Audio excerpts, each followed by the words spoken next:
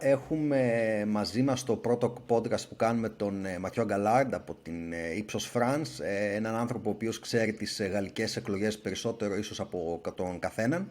Mathieu, thank you for being here with us. Thank you for the invitation.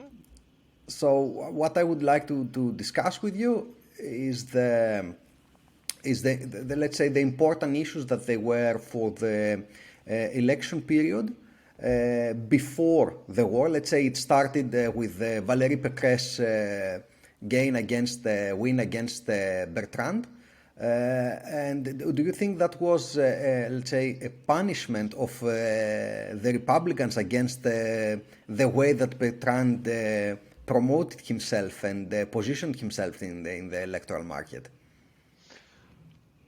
Well, to be honest, I don't know, because we didn't do any poll or any surveys on Republican Party voters, because it was an internal election, a primary election, but with only a little bit more than 100,000 people voting. So it was just impossible to know precisely what they had in mind when they chose Valérie Pécresse.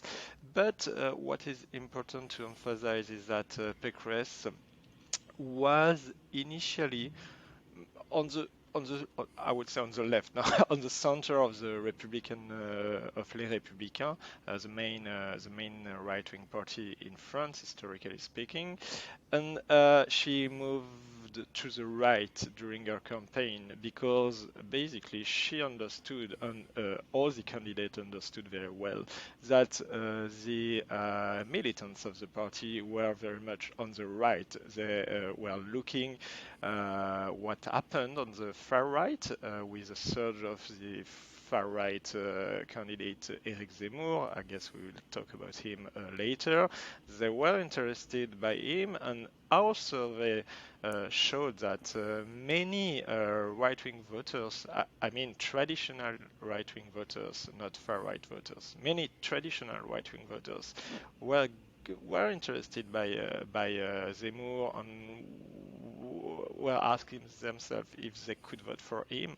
So she ran a very conservative campaign, most notably on immigration issues, on I would say authority issues like the importance of having a strong leader, the importance of having law and order issues, and this kind of thing. And she wanted to make a difference between her and Macron, thanks to this kind of positioning, and it worked. It worked initially because she actually surged in the polls. She was around 10 to 12% before being selected as the right-wing candidate. Then she gained, and she went to 16, 17, even 18% in the voting intention polls. So she was initially viewed as a strong contender against Macron, and probably the strongest that he would face if she would have been able to go to the second round. But things have changed, and now she is very much in a very difficult position. So she has repositioned herself during the campaign because of the important issues of the voters, because she wanted to differentiate for Macron, because as I understand, she could see that the center voters and center-right voters, they were having some preference for her in terms of personality, but the vote was going to Macron. Exactly. Is that correct? Yeah, perfectly. We need to remember that a lot of right-wing voters who voted for François Fillon, the Republican candidate during the last presidential election, said to us, to pollsters, that they would vote for Macron this time. at the beginning of the campaign, about 20 to 25% of female voters said they would vote for Macron. So she definitely had to distinguish herself from Emmanuel Macron. It was very difficult on economic and social issue because French people, in their majority, think that on this kind of issue, Macron is a center-right president or even a right-wing president. He had many reforms that people think were mostly oriented on the right on economic and social issue. So if she wanted to make a difference with Macron, she had to be really different on law and order, immigration, identity issue. And it was also very important to her in order to stop potential voters looking at Eric Zemmour and even voting for him. Do we know why the voters of 2017 Fillon, around, if I remember correctly, 17 to 20%, they were saying that they would vote for Eric Zemmour. Do we know why Eric Zemmour and no Marine Le Pen, for example? Because we see that Eric Zemmour has the voters demographically, they are very close to Valérie Pécresse voters demographically. So they are right-wing, let's say. They are not the extreme right where we see in what we see in Marine Le Pen. Can you give us an explanation on that? Yeah, it's very important and very interesting. If you have a look at what Eric Zemmour, Valérie Pécresse, and Marine Le Pen stand for, you have to understand that Marine Le Pen is really different of the other two right-wing candidates.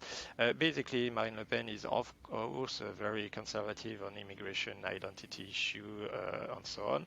But first, she's she has she emphasizes social issues too. For example, the purchasing power issue, which is very important to French people, and it's very interesting to notice that this is the most important issue of the election for the voters.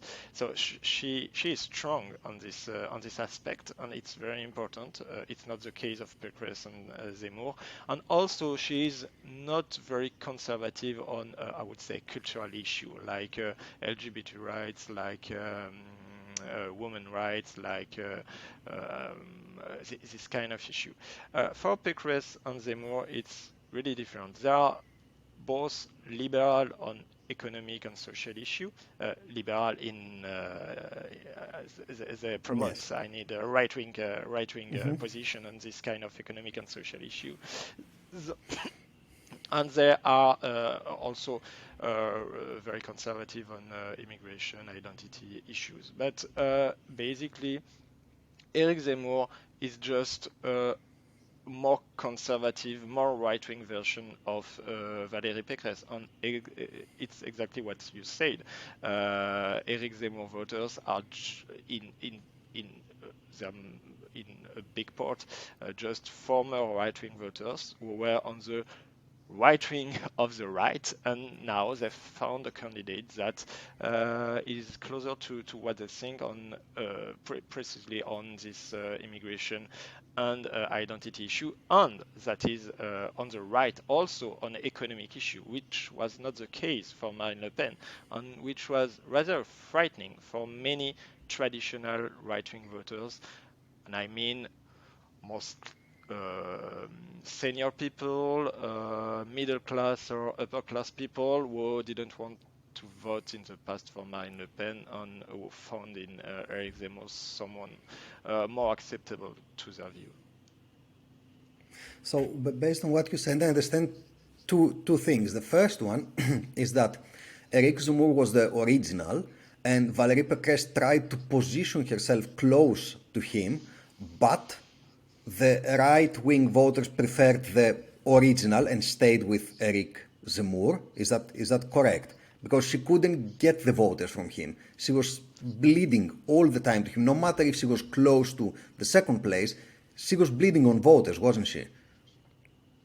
Yeah, it's true. It depends who you're talking about. I was talking about these very conservative voters Yeah, exactly. who wanted to vote for a Let government party. I mean, for a serious party. And in the let's say past, the radical yeah, the radical right voters. Let's yes, the radical, not yeah, the but extreme right, but the radical right of the. I, I would not call them radical right because, in a way, Hmm.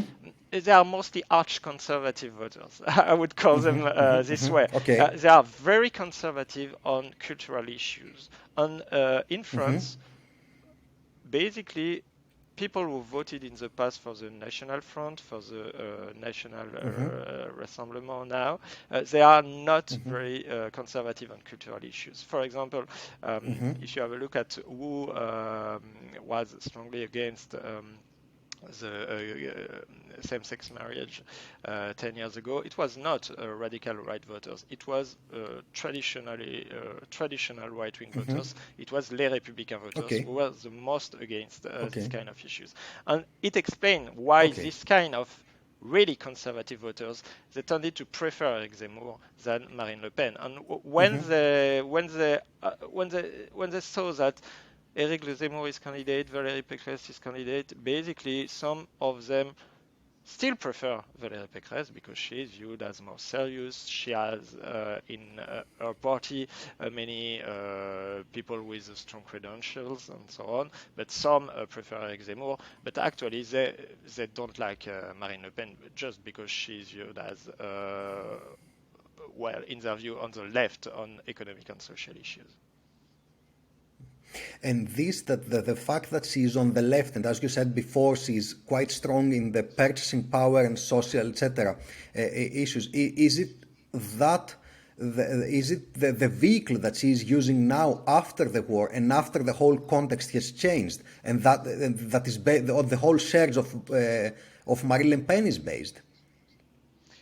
Well, Marine Le Pen, she ran actually a very strong campaign this time. It was not the time 5 years ago, but she has three advantages, in my opinion. The first one is that she ran a very local campaign. She don't do large meetings like Eric Zemmour, who every Sunday has a very large meeting and he wants to attract media's attention on it. Marine Le Pen don't want to do that. Actually, I think she's not able to do that because probably our voters are less committed than Eric Zemmour's voters. But she go every day in small cities, in small villages, and it generates interesting media coverage for her because she demonstrates that she is close to the people. And it's very important because this is one of the major aspects of what French people expect from a president.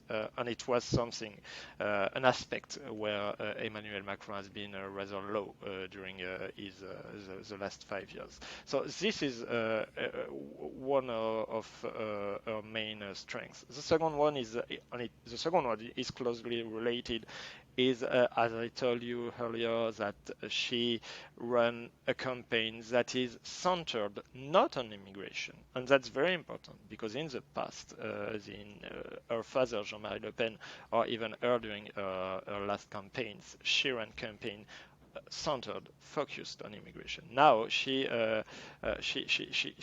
talks a lot about purchasing power, about unemployment, about even social inequalities and this kind of issues. And it's very important because this is the main issues for the voters. And voters think that media and candidates don't speak often of these social issues. So she's very strong on it, and it's a huge advantage for her. And another aspect is that she could have suffered from the Russian invasion of Ukraine. Actually, Eric Zemmour suffered a lot from it because Eric Zemmour and Marine Le Pen in the past they had pro-Russia or even pro-Putin positions. Eric Zemmour, well, he of course condemned the invasion, but not that strongly. And he was very, very present in the media talking about it just after the invasion.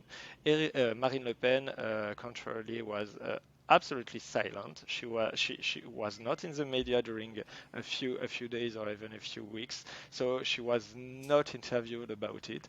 And so many people didn't remember what she said before, and she didn't suffer a lot from that in the polls. That's a big difference between Zemmour and Le Pen, and it probably explains why Le Pen is since about 2 weeks on the rise, and why Zemmour is losing since 1 month and since Russian invasion of Ukraine. Is it also that Zemmour is more like an ideological candidate? It's the people who vote for him do not expect him to win the election, and now we are moving after the war to a period where a leader is needed. So certain characteristics are needed, and as you said, Marine Le Pen is showing one of them, which is caring about people. So Yeah. maybe that's another reason for the change in people's view, in voters' view. Yeah, it's true, but it's complicated because initially, when Eric Zemmour surged in the polls on in the public and media attention during last September, October, he was viewed as more serious, as more knowledgeable than Marine Le Pen. You need to remember that Marine Le Pen faced a disastrous debates during the last presidential election when she faced Emmanuel Macron just before the second round, and her credibility suffered a lot from it. So many voters on the far right, they were looking for someone else, and it was supposed initially to be an advantage for Eric Zemmour. But actually, you're right. Because of the Russian invasion of Ukraine, is not viewed as that strong on this credibility issue. And another point is that even if he attracted some leaders from the Rassemblement National, including Marion Maréchal, which is from Marine Le Pen family, he has no very strong and very important leaders around him. He has no people who have been who had important ministers in the past, for example, and it surely does not help voters to think about him as a future president. It's a difference between him and Le Pen, because Le Pen, of course, she's not very credible for the majority of French people, but at least in her party now she has mayors, even one mayor of a large city. She has MPs. She has many elected officials at the local level. So in a way, it helps her, and Zemmour is not in this position. And going to the president now, President Macron, when is he gonna start his campaign? Because from what I've seen, Well, he hasn't really started it. No, he's yeah, using the Ukraine crisis to promote himself as a leader, but he actually hasn't started the campaign in France. yeah, you're right. Well, in France, when you're an incumbent president, your interest is to have the shortest campaign as possible. In the past, every incumbent president launched his campaign 1 month or even a little bit less before the election. We can think about François Mitterrand in '88, who started his campaign, I think, a little bit more than 3 months before the first one. It's incredible, but. So he played the same old rules as the other president, but it's true that the international situation helped him on this aspect, and he had a problem because I would say 3 weeks after Russian invasion of Ukraine, many pundits say that. Uh, Emmanuel Macron was trying to escape any debate, to have just a confirmation election, I would say, something where no issues would be debated between the candidates and the voters, and voters would re-elect Macron just because of the international crisis. And around Emmanuel Macron, I think his advisors thought that it could make him weak among the public, so they decided to actually have one meeting, to have a press conference where he explained his platform. But it's true that so far he is not very present on the ground, which is strange for many people in France, and surely it doesn't help people to be interested in the campaign. And maybe it's one of your other question, but there is something about turnout could be historically low in this election, and there are many reasons for this, but probably the fact that Macron ran a very low-key campaign explain it a little. And going to the center left and left of the spectrum, I have two questions for the center left. Is why they cannot revive, let's say, why they cannot, they are in 5% each, they are in 5, 3, 7 max percent, and why they cannot unite to have a candidate to try to go to the second round, and they're using that to use that in order to come back to life. Well, because this is the law of our political system. Basically, if you win the presidential election, you win everything. You will have just 1 month after a majority in the National Assembly, so you will have every power to govern France during 5 years. So, of course, every candidate think he has a chance to win, even if it's not likely at all.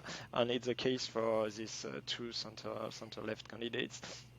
But even if they don't win, just to come in the first place in the center-left space would make their party very strong to reorganize this center-left space after the election, and very probably because the left probably will lose the election. We don't know. We would talk about Jean-Luc Mélenchon, the far left candidate, after, but because the left is likely to lose the election, it's very important to come first among the left-wing candidates in order to be strong after the election. And in my opinion, it explains why Yannick Jadot, the Green Party candidate, and Anne Hidalgo, the Socialist Party candidate, didn't merge behind one of them or behind another candidate.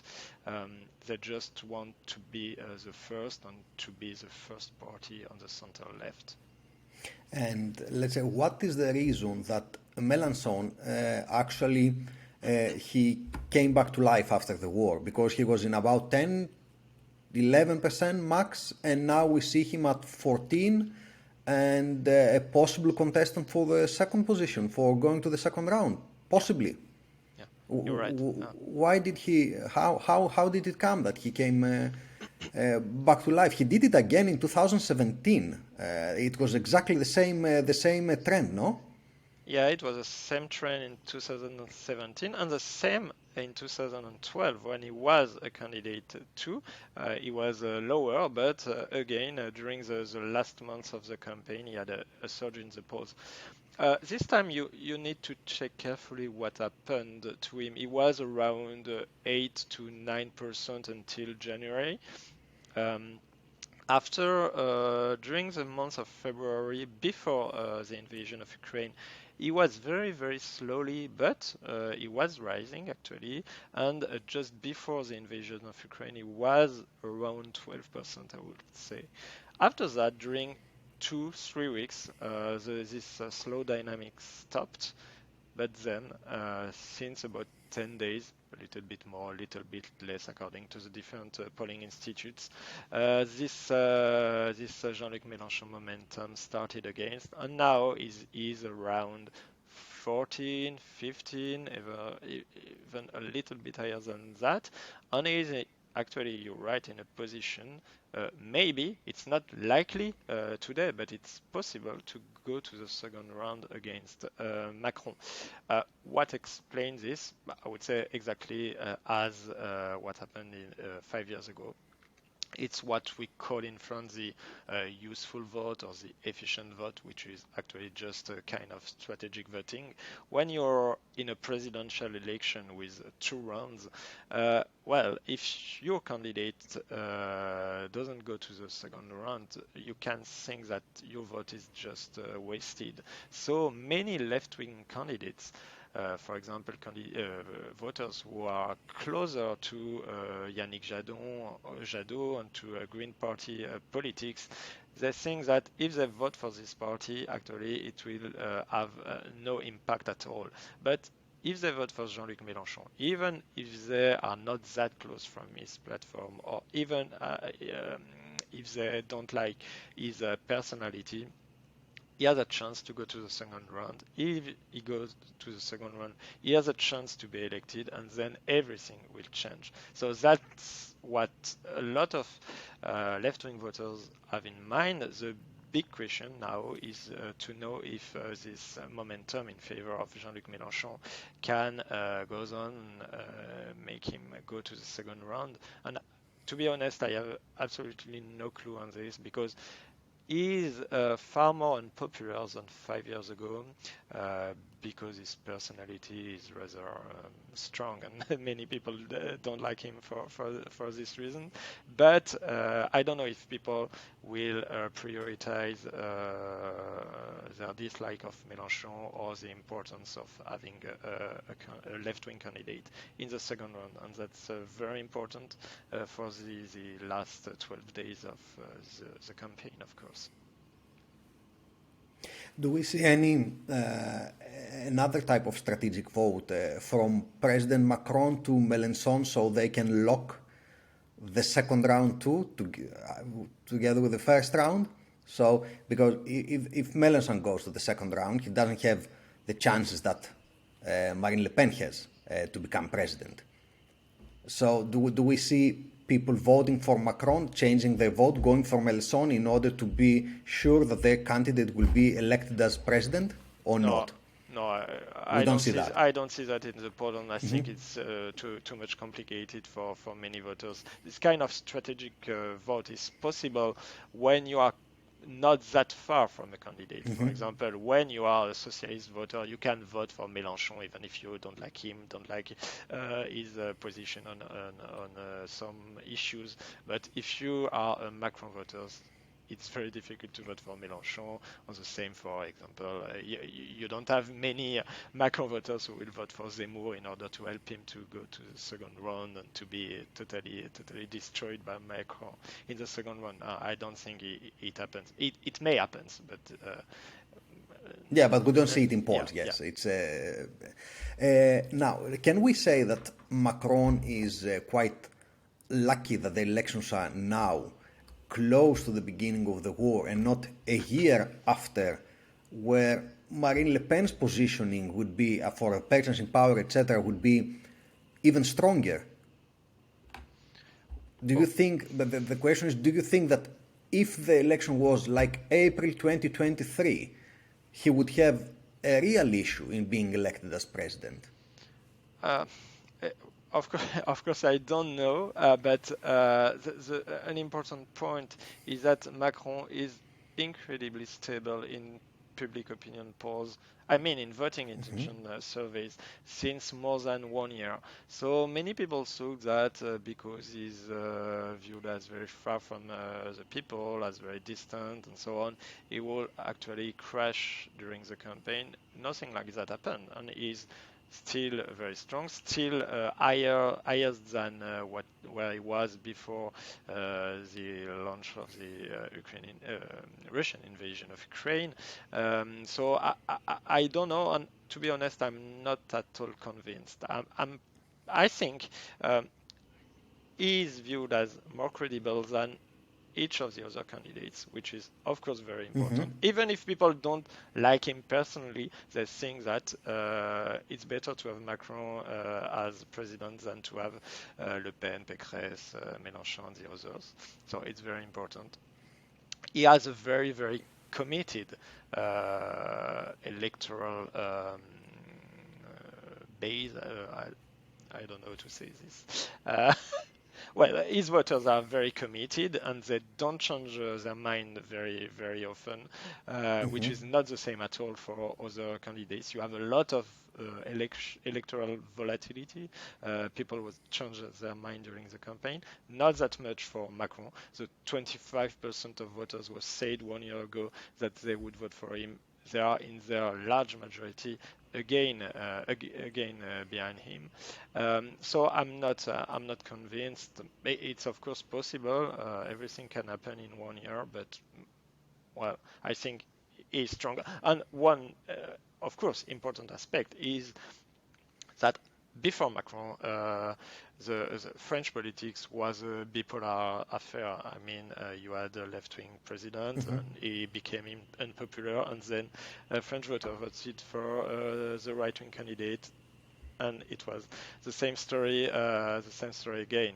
Now is on the center of the political space, and it changed everything because, of course, when you're on the center, if you face in a second round election a left-wing candidate, most right-wing voters will vote for you, and conversely. So it changed everything on this aspect too, and it greatly helped Macron, in my opinion.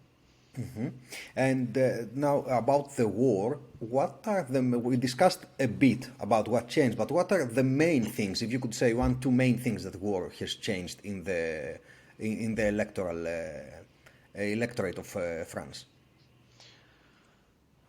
Probably the main thing is that there is no campaign, I would say, and this is very important. The campaign was slowly beginning just before the Russian invasion and before the war. Of course, this campaign basically stopped during 3 months. Macron enjoyed the traditional rally around the flag effect, which is slowly decreasing now, but is still here. But in my opinion, this is not the most important aspect. The most important aspect is just that people are not interested in the election.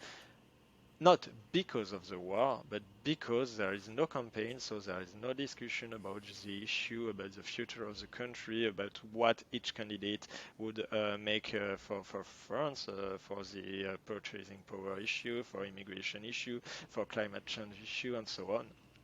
And it could explain why the turnout may be historically low in this election. In my opinion, this is the main consequences of the war. And the three issues that you mentioned, purchasing power, immigration, and climate change, are the three most important for the French electorate? Or I understand that different groups have different issues as being more important or less, of course. You're right. What we have to keep in mind is that purchasing power is very, very strong. 58% say this is among their main worries, and the second one is, if I remember correctly, the healthcare system, with about 30%. So it's really, really lower. Then you have climate change, and then you have immigration and security, law and order issues, things like that. So this campaign is really about purchasing power for the public, but they think that the candidate and the media actually don't take it don't take it seriously and don't talk about it. Don't have serious proposals regarding how to improve purchasing power, or how to face inflation, or to face the rise of the energy prices, and that's what we heard most notably in qualitative surveys in focus groups, for example, and it's very important. But you're right, of course. Even if purchasing power is the most important issue, some voters are focused on other issues. For example, Eric Zemmour voters, they are only concerned about immigration, I would say. And this is actually very, very impressive. How different they are from from actually the 90 other percent of the population. Even Marine Le Pen voters who traditionally were focused on immigration, law and order, and terrorism. Now they are very, very concerned about the purchasing power issue and the economic and social issue. So yes, there are differences, but except for Zemmour, purchasing power is very, very important. Now, the last question. I know that we are going to have another second meeting after the first round to discuss about the future, and the second round, the future of France and Europe on that. But what would be your prediction for the first round? Are we going to the same old 2017 or something more interesting or not? Well, you're right. This is what surveys had 1 year ago. Everybody thought that we were to face again Macron versus Le Pen in the second round, with Macron re-elected quite easily. Yes, the most probable outcome is, of course, Macron in the second round, facing Marine Le Pen against, and Macron re-elected, but probably way more, way more Closer close race. races than 5 years ago. But to be honest, I would look very, very carefully about Jean-Luc Mélenchon. As I told you, I don't know if his momentum will stop or if he will goes on during the next 11 days. So yes, today I would say Macron versus Le Pen in the second round, and maybe I would say something else if we had this discussion 5 days or 10 days later. Okay, perfect. Thank you, Mathieu. Φίλες και φίλοι, γράψτε ό,τι ερωτήσεις έχετε για τον Ματιό για το επόμενο meeting. Σας ευχαριστώ για το πρώτο podcast που το παρακολουθήσατε. Τα ξαναλέμε.